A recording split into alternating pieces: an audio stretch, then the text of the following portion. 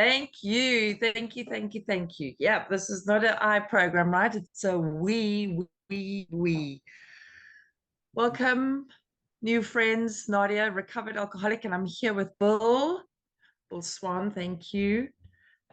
We are on page 15 of Bill's story, and we're on the second paragraph. My wife and I abandoned ourselves with enthusiasm to the idea of helping other alcoholics to a solution of their problems. It was fortunate, for my old business associates remained skeptical for a year and a half, during which I found little work. I was not too well at the time and was plagued by waves of self-pity and resentment. This sometimes nearly drove me back to drink, but I soon found that when all other measures failed, work with another alcoholic would save the day. Many times I have gone to my old hospital in despair. On talking to a man there, I would be amazingly lifted up and set on my feet. It is a design for living that works in rough going. So yeah, there's quite a bit here. It says here, it was actually perfect, like it worked out perfectly. He had absolutely depleted all his business contacts and leads, and nobody really wanted to keep him busy, but he had a new employer, right? It says so on page 63. We are page 62. We are the father. He's the father. We are these children. He is the principal. We are his aides, and he is the employer. So Bill was working for God. Awesome. He had the time and the space to do it. So that actually was perfect, like perfect timing. And why didn't he have? Because the people were skeptical. Bill's track record was not great. Where else does it make reference to this? Let's go look. Page 83. 83, the second paragraph. It says there about the alcoholic being the tornado, right? It says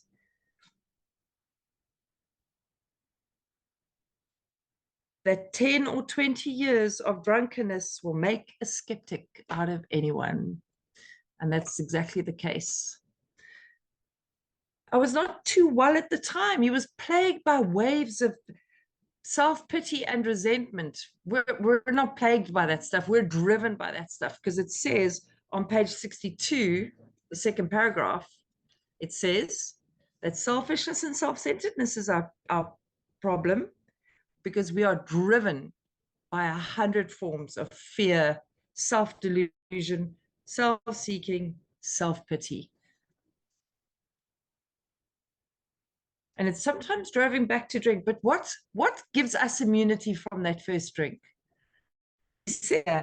We're with another alcoholic today. There's another instruction, the promise, exactly the same, just said a little bit differently. If you go over to working with others, it's on the first paragraph of working with others, which is chapter 7,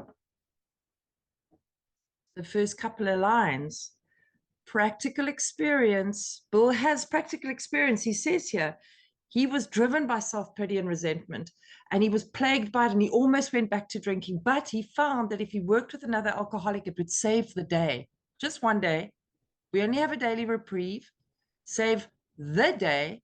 And it says here, practical experience shows that nothing will so much ensure, there's our insurance policy, immunity drinking as intensive work with other alcoholics. So many times he'd go back to the old hospital. Which old hospital? That's Towns Hospital.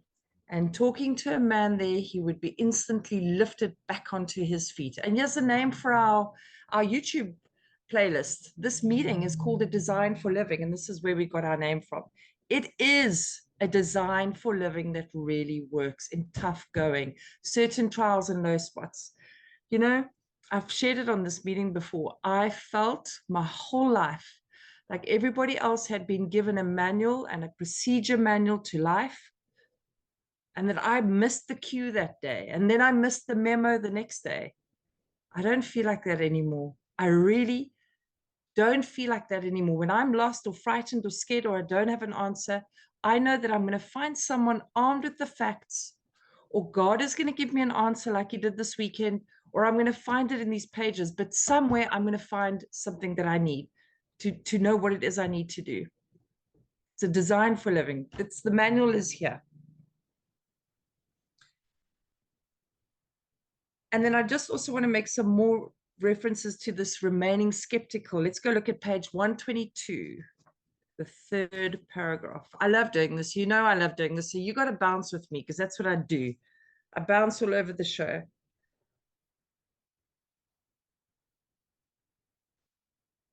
Sorry, it's not the third paragraph.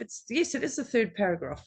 Years of living with an alcoholic is almost sure to make any wife or child neurotic.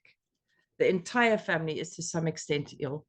So this disease really is far-reaching. It makes skeptics and it destroys sweet affections, uproots them, and yeah, it's a family disease.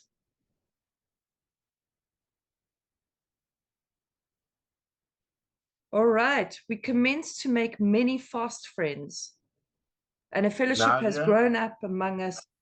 Yes. I was going to interrupt you eventually. You referred to, first of all, he lays in the hospital. We go back to page 14. He's laying in the hospital, this self-consumed alcoholic. And all of a sudden, the thought comes to him that there could be thousands more just like him. Then his friend emphasizes there's an order of things here. He gets an idea. His friend gives him confirmation to that idea. His friend emphasized the absolute necessity of demonstrating these principles and that he had to work with others. And then he and his wife abandoned themselves to working with others. And when he felt on a low spot, plagued with depression and self-pity and resentment and all that nonsense, work with another would save the day. And then you read the first line, which is stated in a lot of meetings. Working with others does not give me immunity. It ensures the immunity. So I looked up the word ensure, and it has two definitions here. One of them is pretty interesting, but one is to arrange for compensation in the event of damage. So what that's saying is the insurance doesn't protect me against a slip. It would pay for the damage done. But the next definition, and that might have been more meant along this way, is to secure or protect someone against a possible contingency. So this is a contingency. I'm making an insurance payment, and the immunity comes from God.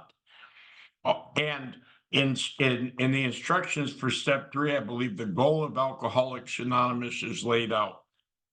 It says if we were going to be entirely rid of self, we couldn't do it without God's help. It was pointed out to me by my sponsor in Florida that that's the goal of AA, to be entirely rid of self, to be restored to our natural order, which is made in the image and likeness of God. God is love. Anything that is not love is not God. It's to eliminate all those attachments, all those resentments, those prejudices, those fears, those ideas. I want a better life for Billy would look like. To let go of all that and go back to our natural state, which was perfection. That's a tall order. I don't know if we can ever be entirely rid of self. But boy, if we could you imagine how that would be when you're innocent, running out, catching butterflies, not worrying about someone kidnapping you, not worrying about if there was going to be food to eat or a place to sleep, fearless, made in the image and likeness of God. And then things that happened to us along the way, and then things that we've gotten into along the way have put us so far from our natural state. Is something in us is almost convinced that there's no God to begin with.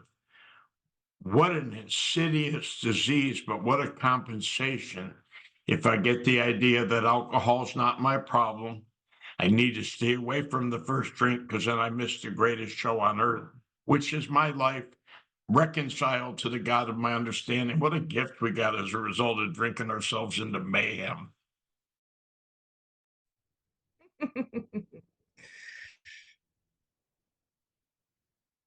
Cunning, baffling, powerful. All right. You know, Bill, when you talk, I kind of travel into a different realm and a different dimension, then I got to bring myself back to where I'm at. Okay, page 15. If any of you just took a little rocket ship trip with me, page 15, and we're on the third paragraph. We commenced to make many friends, and a fellowship had grown up among us, of which it is a wonderful thing to feel a part of. The joy of living we really have, even under pressure and difficulty. I have seen hundreds of, hold on, before we back up, let's back up, before we do this. So just two things here. Here's a promise, the joy of living. We get to be sober and enjoy life. I could never do that. In my drinking career, when I had to control my drinking because somebody was watching or there was a social worker around the corner and I had to control it, you know, because someone was, I wasn't enjoying it. I wasn't enjoying it, right? Then I had to come into these rooms and, you know, the desire was removed and I wasn't enjoying life because I can't be sober. I can't live life sober. But I got the deal now. I got it. I do. I got it because I got a whole lot of God swimming through my veins. And that's a promise. The joy of living. We get the joy of living here. And here's another bit of reality. Even under pressure and difficulty, Bill has spoken about certain trials and low spots. He's spoken about rough going.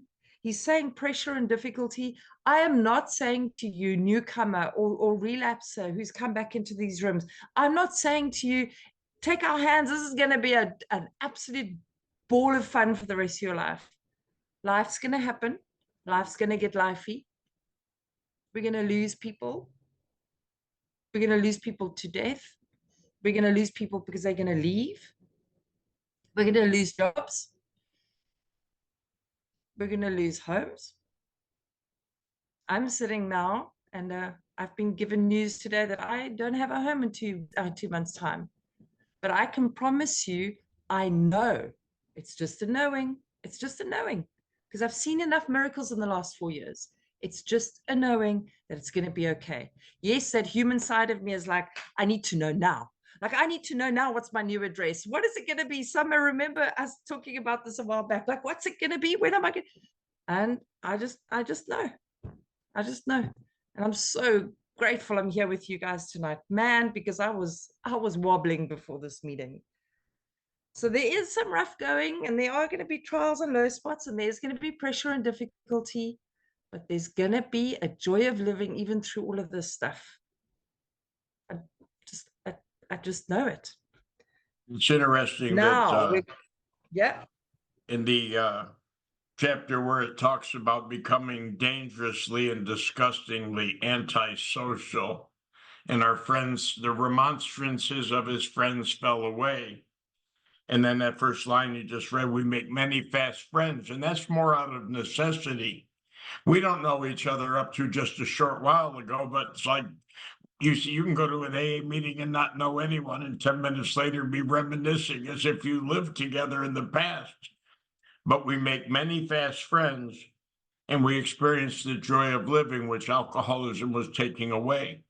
But I think it's not because I get along with the masses. In fact, I'm very at odds with people. But when alcohol beats us to the point where we must connect with someone else, right? Each day somewhere in the world, recovery begins when one alcoholic shares experience, strength, and hope with another.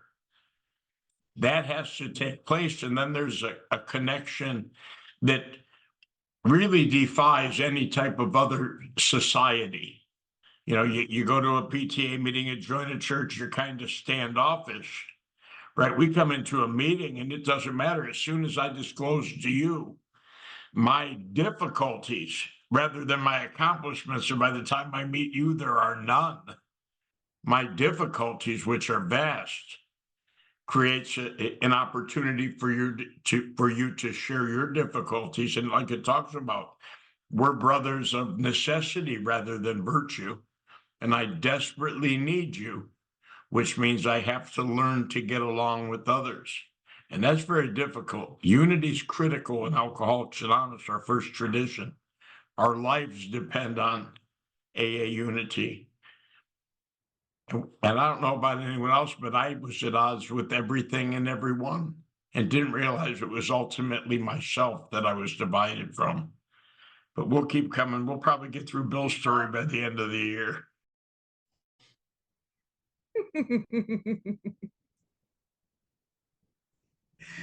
All right. Now we're going to look at some promises. Let's go. Number these promises. Remember, there's some sneaky promises and then some outright glaringly obvious promises. Here they are. I have seen hundreds of families set their feet in the path. We're going to highlight that because we're going to go and find that somewhere else in the book now. In the path, not the paths, not those paths, not some of these paths, in the path that really goes somewhere. Promise number 2, have seen the most impossible domestic situations rightened. If you're sitting in here and there's some custody battle that you're hoping to avoid, if there's some sibling or some parent or an old best friend that you just do not want to speak to, and you hope to God that you never bump into them, well, it says here the most impossible domestic situations are righted. Feuds and bitterness of all sorts wiped out, gone, no trace of it, gone. I have seen men come out of asylums/rehabs and resume a vital, not just resume a place, not just resume a place in the lives of their families, a vital place in their families and communities. Wow. Wow. My family would run for the hills if they knew that I was coming to a family get together. They'd all hide and keep their invites in secret. My community, I never had a community. I'd never stayed longer than 2 years in any time in life. A vital role in these communities, a vital role in these families. Guys, we get given massive, massive identities in AA. He says You're the here, cross-reference businesses, girl, business Nadia. and, yeah, we're going to get there now. Page 114, No. since you're the cross-reference girl. Page 114. Since this book was first published, AA has released thousands of alcoholics from asylums and hospitals of every kind. The majority have never returned. The power of God goes deep. My favorite line in the book. And notice how you said something, the first promise you read is their feet are set in a path. It doesn't say on one. And we talk about being on the path. When it says in the path here, and the heck was the next thing you read? That really goes somewhere. Again, I don't think they're talking about a geographic location. I think they're talking about the entry into the world of the spirit. And we must go further. We talked about that last week, I think, in the transition period into the 11th step. It talks about, but we must go further. Well, how much further can we go? We can go into the realm of the spirit, which guess what? It's never ending. So we got a long way to go. I love that line. The power of God goes deep. Why? Because the great reality is deep down inside every man, woman, and child. Awesome. Cross-reference, made a note. Thank you. More promises, more promises. We're not done yet. Business and professional men have regained their standing. There is Listen to this. Listen to this. This is really powerful. There is scarcely, this is so like, so brazen, so, he's just so sure of what he's saying here. There is scarcely any form of trouble and misery which has not been overcome among us. So if you're sitting here tonight and it is looking and feeling very dark, take a number, put your number in the chat. Let us reach out to you. In one Western city, that's Akron, Ohio, and its environs, there are 1,000 of us in our families. We meet frequently. Why? Why do we meet frequently?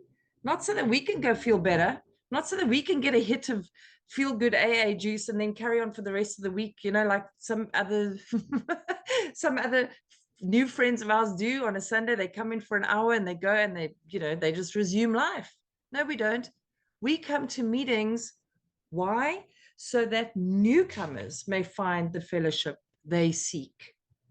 Let's go look at where else in the book it talks about this. This is when we kick off this meeting, we talk about everybody is welcome here, every language is welcome here, anybody seeking a spiritual life. So let's go look. It says on page 159, page 159, right at the bottom, it tells us why we go to meetings. It says, it became customary, page 159, right at the bottom, it became customary to set apart one night a week for a meeting to be attended by anyone or everyone interested in a spiritual way of life. And if you look at our long form, our tradition 3 long form, which is on page 563, sorry guys, we're snorkeling a little bit further on page 563, the third tradition, long form. This is actually, the long form is for the alcoholics to read. The short form is for the general public. So long form, our membership ought to include all who suffer from alcoholism. That's why we go to these meetings. We've got to keep those doors open for anybody interested in a spiritual way of life. All who suffer from alcoholism. We just discerned, Nana, that this is a family disease, that it affects the people we work with, it affects the children, the wives. And it's not just the drinking, it's the thinking, it's the overtasking, it's the overeating, it's the gambling. I mean, there's 256 12-step fellowships out in the world because we can solve all our problems. All right. At these informal gatherings, we're back on page 16. We're back on page 16 in Bill's story at the top. We're almost done.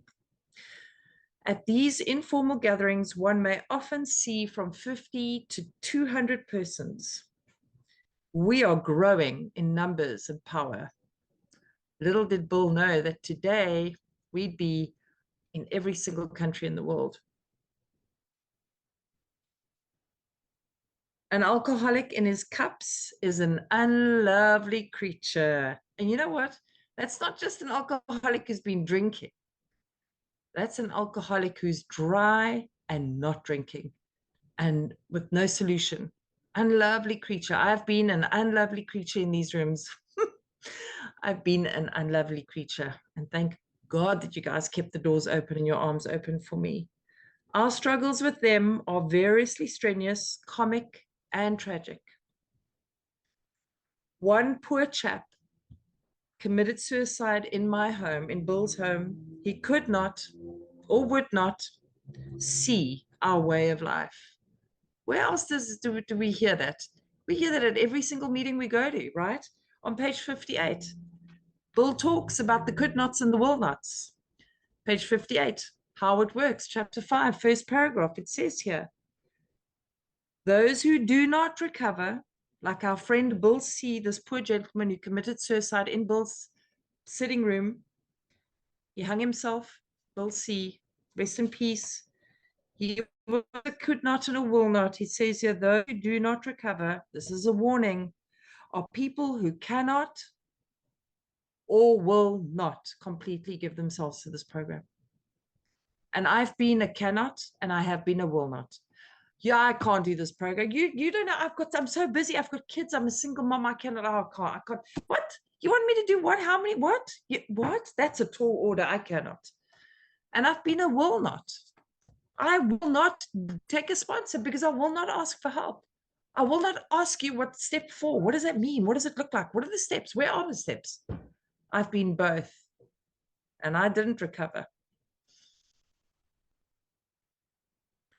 Did he gas himself? Bill, someone's got to help me. Have I got it wrong? Did he gas himself in the oven? I think, Louise, actually, that sounds. Bill's looking. I hope so.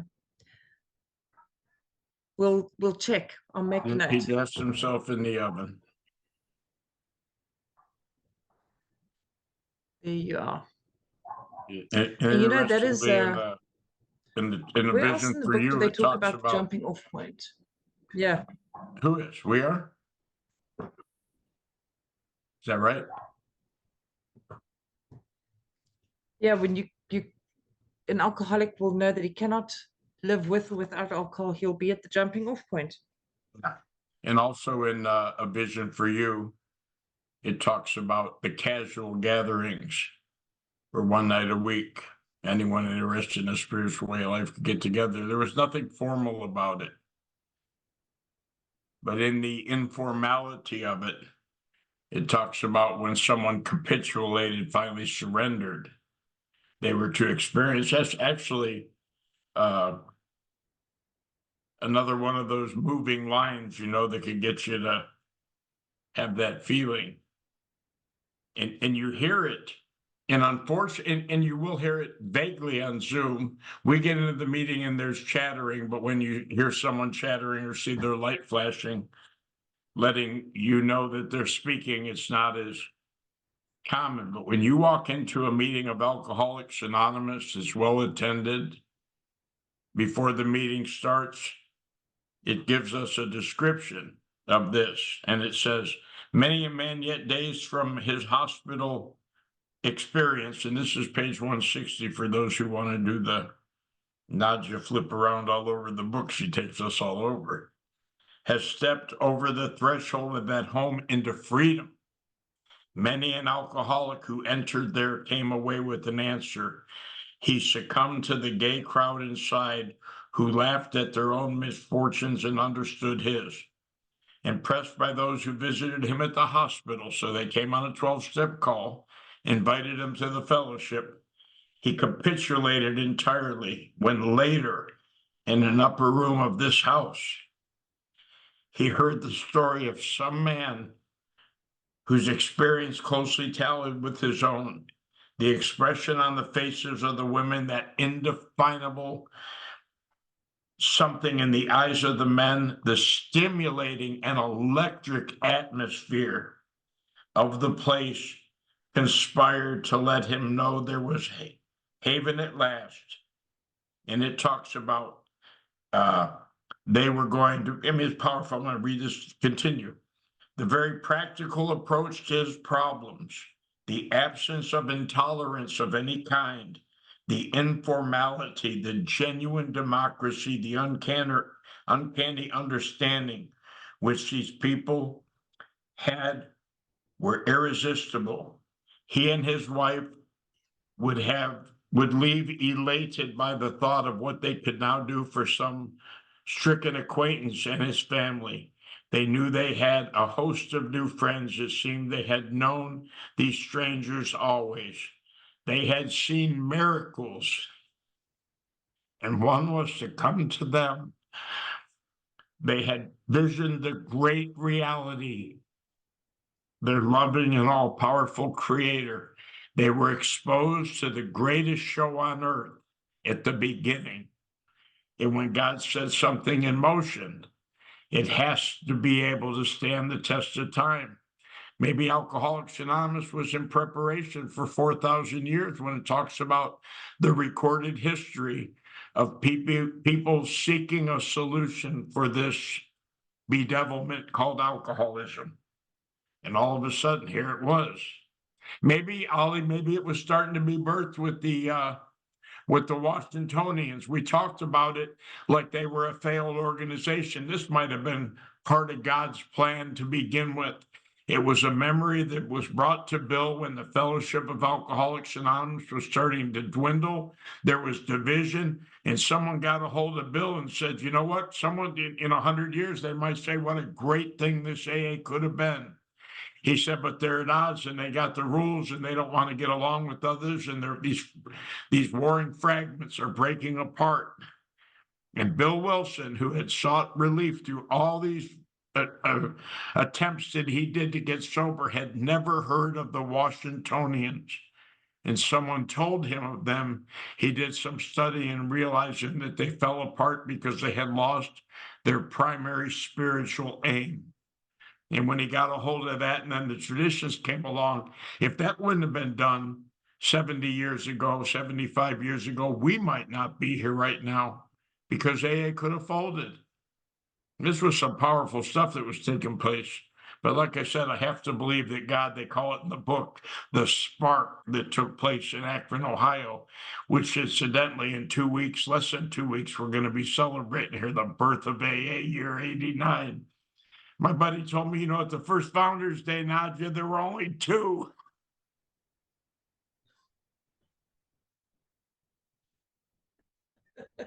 Build it and they will come. Oh, man. All right. Well, just being at this meeting, you can see it says here on page 16, third paragraph, we're picking it up again. There is, however, a vast amount of fun about it all. And for those that have been returning and returning, we've been having a lot of fun. Yeah, I know I have. I know I have. When I say goodbye and goodnight to everybody, I have like sore jowls pretty much until I go to bed from smiling. I suppose some would be shocked at our seeming worldliness and levity. Now, I don't know about you guys, but I don't use words like worldliness and levity. So I had to go and Google and go find out what Bill was talking about here. Experienced is one this description of worldliness. Definitely, I'm looking at a lot of experienced faces here. And sophisticated. That's two definitions for worldliness. And then levity is humor. Definitely describes us. But just underneath, there is deadly earnestness. There is a deadly sincerity to help each other. Faith. Okay, so listen to this. This is a non-negotiable action instruction. So this book is full of promises. This book is full of warnings. And it also is full of instructions because it's clear cut. It's a manual. It's a design for living. It's an instruction manual, a textbook. And there are instructions in here. You got to do X, Y, and Z, and then this will happen. Or when you're feeling like this, do X, Y, and Z. If you don't believe me, read pages 86, 87, 88 for 30 days and see what happens to your life. There's a ton of instructions there, but here's some now. Faith has to work 24 hours a day in and through us, or we perish, die. And our faith is demonstrated by our works, demonstrated by our acts of service. One of the titles we get given in these rooms is a servant for God. We work for God. We help other alcoholics and addicts. Faith has to work and through us every day, or we perish. That is a big time warning. That's an instruction. Just here it goes. Most of us feel we need look no further for utopia. The old first edition had the word heaven. They changed it because we're trying to steer clear of dogma. especially for the newcomers, being mindful. So they changed the word to utopia. And a description for utopia is here and now. And he actually repeats it. He says, some of us need to look no further for utopia. We have it with us right here and now. Because what do we find in the here and now? May you find God now. Why do I say? Let's go see. We're bouncing. Let's go. Page 60. Sorry, page 59. Third sentence. There's one has all power. That one is God. And where do we find? You find him now. So we find him deep inside. And the time that we find him is in the now, the here and now. So yes, we do like we found utopia. Each day, my friends, simple talk in the kitchen. If you guys remember, we've really stretched this out. You remember Ebby visited Bill, right? Bill had that miraculous encounter with his sober and happy drinking buddy, Ebby Thatcher. And he's referring back to that. He says, my friends, simple talk in our kitchen multiplies itself in a widening circle of peace on earth and goodwill to men. There you are. That's one of the stories. So at the back of the book, we've got 52 stories, personal stories of what it was like, what happened, and what it's like now. And we urge everybody to find a story, read them all, find one that speaks to you. And the first example they give us is Bill's story right in the beginning of the book. And this is a huge contribution to step one, because in this story, we'll just recap. We look at how Bill how he thought, the things he did, the way he felt, and we ask ourselves, did I think like that? Did I drink like that? Did I act like that? Did I feel like that?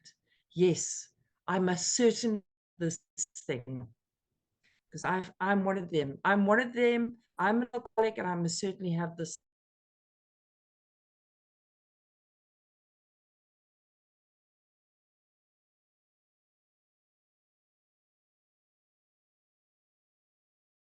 He took his life, which is the ultimate act of self-will, in their kitchen. You know what is really beautiful? Really, really beautiful, and I want to point this out, is that Bill did not talk about how the man stole from them, how he sponged off them, how he lived in their place and he never contributed. He didn't speak about it. He just speaks about the progressive and faithful nature of this disease. He doesn't do the whole, oh, poor me, poor me and Lois, we did so much for this guy. And no, he just explains the true nature of this disease. And that's why that example was given. All right, I think we still got time. What do you think? Where's Bill? Has he jumped off? Oh, yeah, he has to. He's got to go. He's got to go to another meeting. He is with us.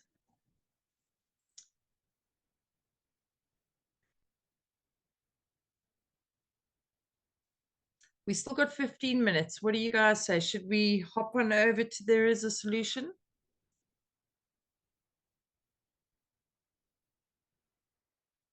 Let's go.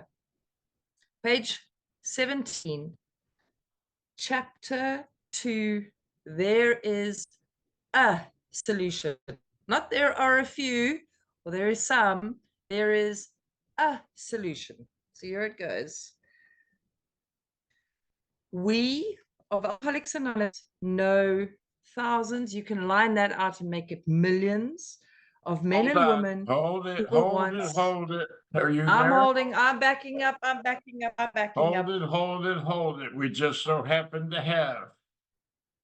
Let's see how personal this was. Chapter 2, There Is a Solution, in the first edition of the book Alcoholics Anonymous. We of Alcoholics Anonymous know 100 men who were once just as hopeless as Bill. Remember, even though this book is a timely book and changes, and it's a book of mirrors, the personal touch to this book when it was written is they knew that by God's grace they were spared. And the reason I say that, Nadia, is now we have people coming along. I assume that AA's been here forever, that it's been just like this, that these steps and traditions and concepts and all the way it operates were here. How would I know anything else? You hand me a book. I open the book, it's the 4th edition, and with the 5th is coming soon, and all these numbers change, and I don't realize just how significant it was. And the only things that really changed as the edition changed in the book were the numbers, right? There were very few changes, it says in our foreword. But here's what they're saying. They were talking about personal. So if we were writing the book today, right, and it was just AA was what was on this platform right here, the book would say this: we of Alcoholics Anonymous know 16 alcoholics who were just as hopeless as Nadia. All have recovered. They don't say nearly all. This book said all have recovered. They have solved the drink problem. When the 2nd edition came out, not all had recovered. It was nearly all. And there were so many more. So what they did is they changed the number to kind of reflect what was going on. But even so, in the chapter where it says, but for the grace of God, and I think it's in the same chapter, it says, but for the grace of God, there would have been thousands more convincing demonstrations. It says there would have been 100. That's how personal it was. And also, and when they get into the amends, we might not have to go further than this paragraph in the interest of time, I don't know. But in the amends chapter, when they talk about the guy who went to the judge when his wife was going to sue him for child support, it's not like it is now. They just garnish our wages. We don't even go before the judge. The settlement's made. It's not personal, it's business. They send a note to your employer and say, take excise out of each check every other week, this amount. It's not embarrassing because it's not like you're a deadbeat. They do it for good and bad alike. But they put a capital J in the word judge, and they don't name the judge. So it wasn't an honorable mention per se, as they weren't saying Judge Swan, but they said the judge with a capital J because the community was so small. They were talking about people that they knew. A certain friend of ours was in arrear on his child support. He had since remarried, and his first wife had a warrant out for his arrest. It says it would have been great heroics if he went to the judge, capital J, and said, here I am. But neither family would have received any money. So he wrote a letter with a small amount of money telling his ex-wife what he planned to do, and the whole thing has since been blown over with no consequences. But they were talking about someone they knew personally in one small town, because this is just on the horizon.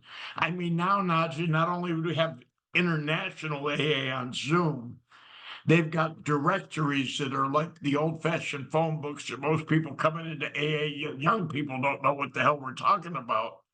But they have directories for different parts of the United States, and now a world directory that if I was traveling to South Africa and Zoom didn't exist, I could find you because I know where the meeting was, what the number was, and a phone number when I got to your country as to who to call that would be a connection or a contact in that area. I mean, this is big stuff, and it started with a little local hamlet, like you said. And when the book was written is when the number of the fellowship was almost 100. It certainly wasn't that way at the end of 36 when there were 11 sober members based on our history and the counting of A Vision for You. Bill Wilson went back to New York. There were 3 left in Akron, and it says those 3 had succeeded with 7 more over the next 18 months.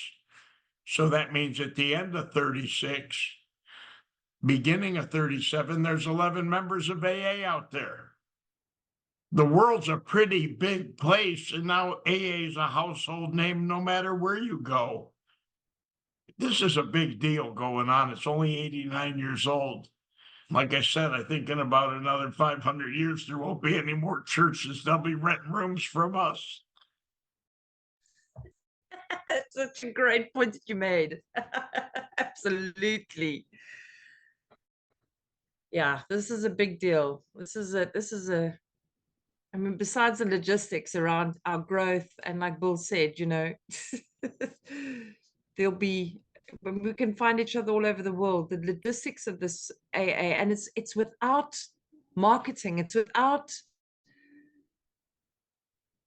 you know, it's without the platforms that businesses use to make themselves used and become household names. It's through word of mouth, and it's through Attraction, not anonymous promotion. names, guys. You said it, attraction, not promotion. Right? Attraction, not Yep. promotion. And just for Yep. the recording, my sponsor says I have a gift. I use a whole lot of words to say very little. Well, I don't, you do have a gift. Each time I speak to you, what I do want to note is that I saw the word upper room. Now I can check that out, but let me not digress. We are almost on the hour. I think it's just these three little sentences.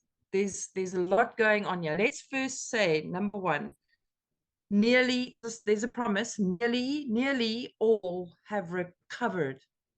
That is a state that we will be in. And it says they have solved the drink problem. Ask your sponsee, ask your newcomer, ask your prospect. How do you feel about that statement? How do you feel about those two statements? Does that sound like a sweet deal? Does that sound like something you want? And here's a little exercise that was given to me a while back, and it was reiterated by two sponsors. Get your sponsee to ask a normal drinker the following 4 questions, because it's going to be highlighted in this chapter. We're going to look at these 4 statements or these questions. Do they crave booze? Ask your normal drinking buddies if they still have any normal drinking buddies left. Do they crave booze? Do they lose control when they drink? Can they take 2 drinks and stop? And if something bad happens to them because of their drinking, will they stop?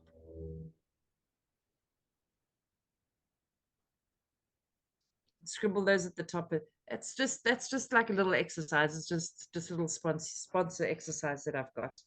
Yep. So yeah, and then the other thing that I also want to highlight is that it says we of Alcoholics Anonymous, not I or you, we. Unity, Bill said it earlier. Unity, we of alcoholics. This is a we program all the way. Yeah, Take so a that's my group little spiel on conscience, that first Nadia. line. We can have a group conscience that will do this. We'll start at this. We'll read this paragraph again next week, because there's something critical you just brought out when you brought out that line. They have solved the drink problem. But the next 2 paragraphs are going to tell us, guess what? Just because we sent a raft out and got them out of the sea when they're shipwrecked, that is not sufficient to keep us as we are now joined. So solving the drink problem, cessation of drinking, elimination of drinking, is just a bare scratching the surface of what we have to deal with, because a lot of them have solved the drink problem, but have not gone through the rest of this process and solved the problem with self, with fear, with dishonesty. And guess what? They go back into the drink. They end up back on the Titanic sinking again. So I hold a group conscience, and I second that motion as a home group member here today, that we start on chapter 2 next week. We'll start on chapter 2. Everybody, hands up, hands up. Let's do a quick group conscious. Okay, we got 2. I think we've got, let me check. Yeah. All right, great. Stop recording, Summer. Thanks so much for being here with us tonight.